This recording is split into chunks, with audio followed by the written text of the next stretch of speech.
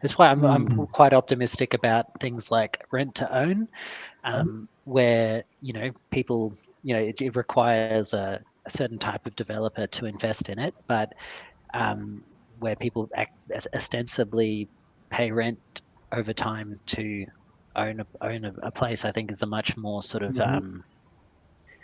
doable thing for most people. Yeah, and we've been advancing some of those how do those mechanisms actually work by also saying, well, you're right that some of the numbers talk about 98% of larger scale communes fail over time. So we've found, obviously, with humans, you need smaller scale, right? So before you were alluding to our prehistory. When you have a look at where we were, probably we were in a small tribal group at some point in time, and we would struggle to then expand to, oh, look, we want to have 50 or 100 people. That doesn't work because we're all humans, right? We all get in the way of that. We're always looking from our own shadow at someone else's shadow. But ultimately, those smaller group capabilities, and we're thinking maybe some of those are down as small as 5, you then go, if 5 people were in a residence or a dwelling, and those people were then renting to buy as a group, then you can break down the economics, right? The economics start to take care of itself. And some of these things might be stepping stones. They might be answers for aging in place. They might be answers for people just trying to get a foothold in the market.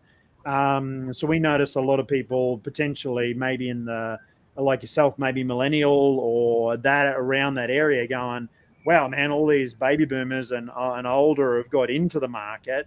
The prices are at a point we can't get in. Is there a stepping stone that can enable us to get a foothold there before jumping into the whole property? So there's still that upward motivation that humans have, but it gives you some slight step in there as a different level to be able to get in there. So I agree.